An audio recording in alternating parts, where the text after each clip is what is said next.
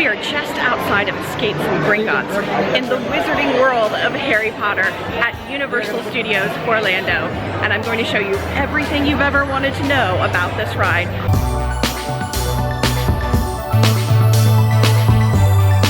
Welcome to Pammie Plus Parks. I am Pammie, your plus-size fairy godmother, bringing you all the magic Disney, Universal, and Florida have to offer plus-size people and people with cognitive, sensory, mobility, and accessibility concerns. Today we're going to be checking out Escape from Gringotts. This ride is a notoriously difficult fit for people who are plus-size and people who are tall. Even people with mobility concerns have difficulty getting on and off this ride. And there's also some sensory concerns you should be aware about. I'm going to share with you some information about ECVs, strollers, kids, everything you need to know about this ride. Outside of every ride at Universal, you're going to find a warning board. We're going to take a look at that right now and see what we need to be aware of before we get in line. Okay, this ride is a high-speed roller coaster that has sudden and dramatic acceleration and dropping. The movement of the vehicle also includes spinning, sudden stops, and strong tilting and jarring action. Now, you should avoid this ride if you have any of the following: heart conditions or abnormal blood pressure, back, neck, or similar physical conditions, expectant mothers, motion sickness or dizziness, medical sensitivity to strobe effects, or medical sensitivity to fog effects, recent surgery or other conditions that may be aggravated by the ride. And of course, the sign does say the ride vehicle and restraints may not accommodate guests with certain body dimensions. Guests who are under 42 inches may not ride. Children between 42 and 48 inches must be accompanied by a supervising companion. Guests using standard or motorized wheelchairs or electric convenience vehicles, which are ECVs, must transfer to the ride's vehicle seating. The ride vehicle does not accommodate service animals, and you need to see an attendant for assistance if you have one. Here's something else to note: prosthetic limbs should be secured or removed to prevent hazards or loss during the ride forces. Please see an attendant for assistance. My friends in ECVs, you will need to transfer into a wheelchair, a regular standard wheelchair, to go through this line. Now, they have wheelchairs here that you can borrow for free to go through the queue. If you happen to be traveling by yourself and you can't push yourself through the line in the wheelchair, speak to a team member outside before you get in line. There may be something special they can do for you. They may have a workaround. Check with them. You are not allowed to bring any bags on this ride, and you're actually supposed to secure all loose items, including your cell phone or camera. So there's no filming on this ride whatsoever. Something else good to note is there is a single rider line here. I am always a really big fan of the single rider line. Even when Mark and I go together or I'm with friends, we often take the single rider line, even though we know our party is going to be split up because we know the line's going to be a lot shorter. Just over here, there's an archway that is the entrance to Escape from Gringotts. A little bit over to the right is the sign where you have your kids stand to check their height.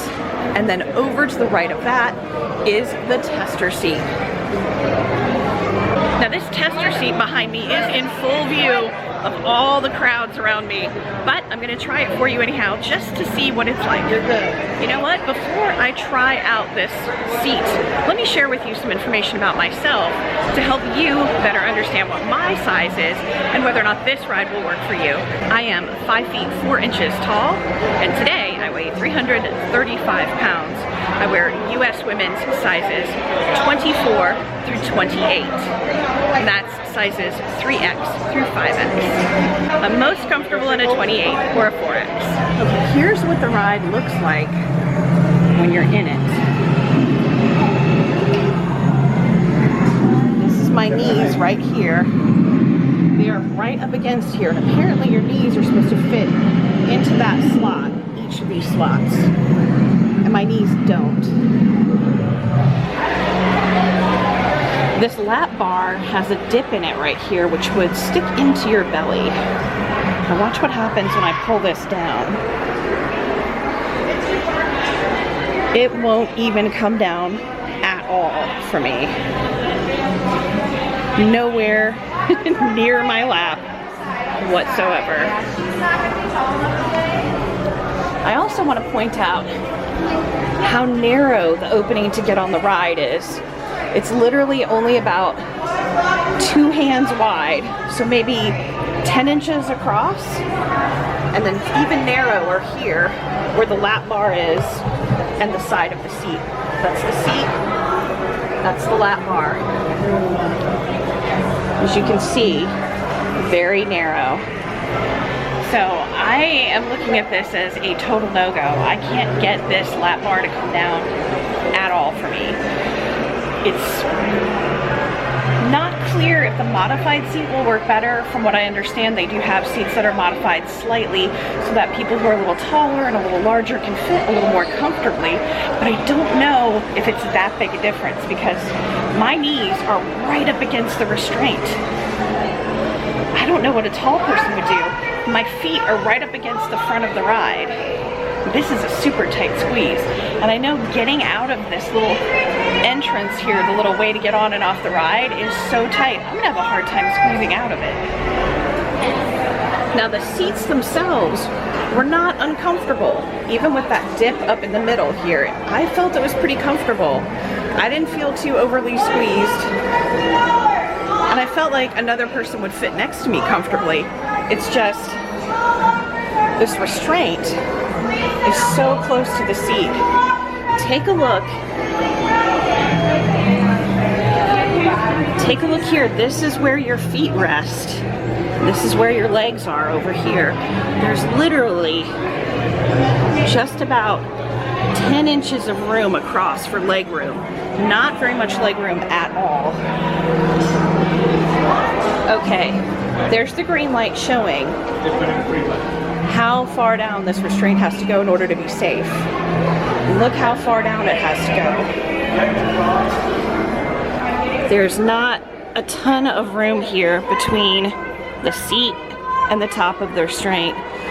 Really, really tight. Okay, let's take a look at the front of this restraint. As you can see here, the peak of the handlebar and the peak of the seat are very close, maybe 4 or 5 inches apart. Pretty tight fit. And take a look here, if you can see, that's the restraint when it's up all the way, and this is where it is in the most open position it could possibly be in and still be safe. So you can see there's quite a huge difference in how much this has to close. So the thing to remember about this tester seat is it is actually the size of the average size seat in there. This is not the size of the modified seat. The modified seat is supposed to be a little bit larger, although they don't have one out here for us to see the difference between the two. After speaking to a team member, reading the warning signs, and trying the seat, the tester seat, I realized that there's really no chance of me fitting on this ride whatsoever. But I still want to go through the queue and see what it's like and report back to you if there are any sensory concerns. So I'm going to check back in with the team member and see if it's possible for me to walk through the queue with my camera if I'm not planning to ride.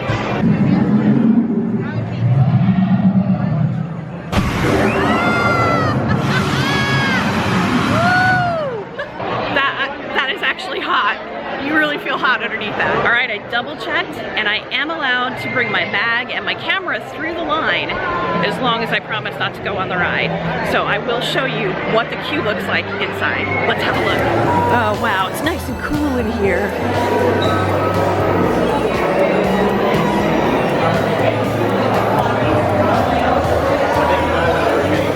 There's some slight downward and upward slopes throughout the line.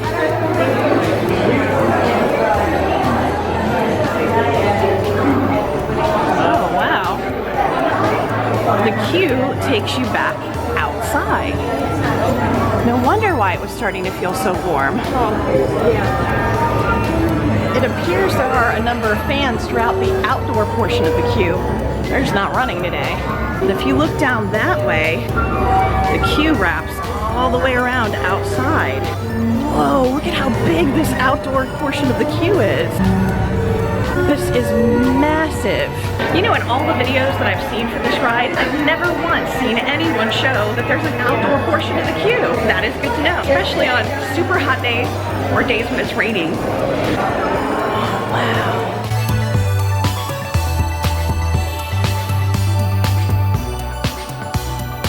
This portion of the queue is fabulous. You feel like you're right in the movie. It's amazing. The chandeliers in here, they're so much bigger than I ever would have imagined. I've seen tons of pictures and videos of this. It does not do it justice. You have to see it in person. So even if you think you won't fit on this ride, you gotta come in here and take a look at this queue. Come in the line with your family and friends and really soak it in. It's fantastic.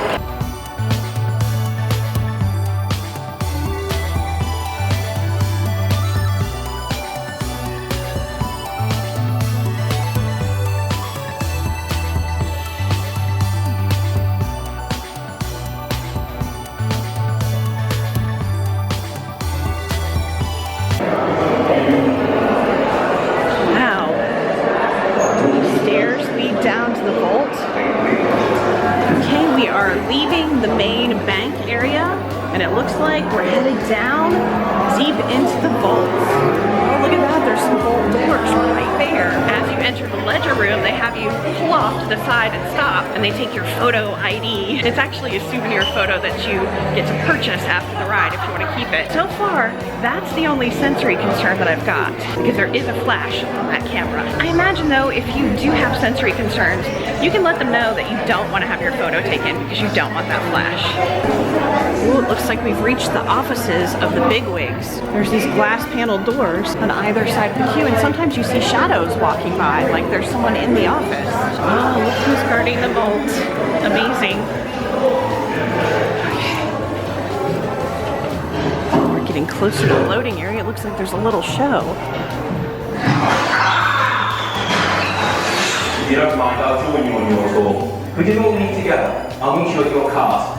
The passage to your left will take you to a pair of lifts. The lift will take you down to the cart station. There you will board a cart for the journey to the vaults beneath Gringotts. So that little movie slash show does have a little bit of flashing light in it, but nothing crazy. You can actually ask to stand in the back of the room further away from it. Expectant mothers and individuals with heart, neck or back conditions or abnormal blood pressure, medical sensitivity to fog or stroke effects, recent surgeries, those prone to dizziness or motion sickness, or those who have any other conditions that may be aggravated by this experience should not ride. Okay, we're getting on an elevator to get to the area where you board the rides.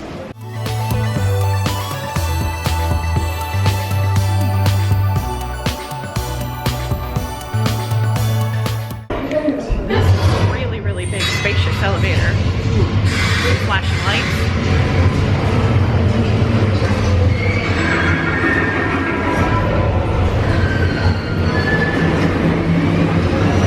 There is a lot of moving air in here, giving you the sensation that this appearing to be open topped elevator is moving a lot, but it really isn't. The floor is just bouncing a little.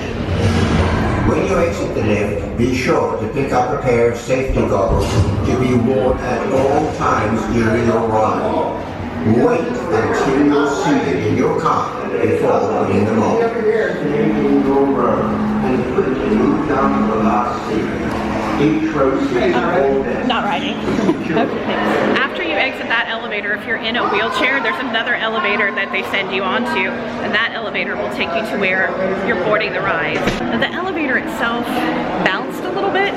It didn't actually feel like it was moving very far, if at all, but you got the sensation from the visuals, the air moving through the car, flashing lights, that it was moving a lot.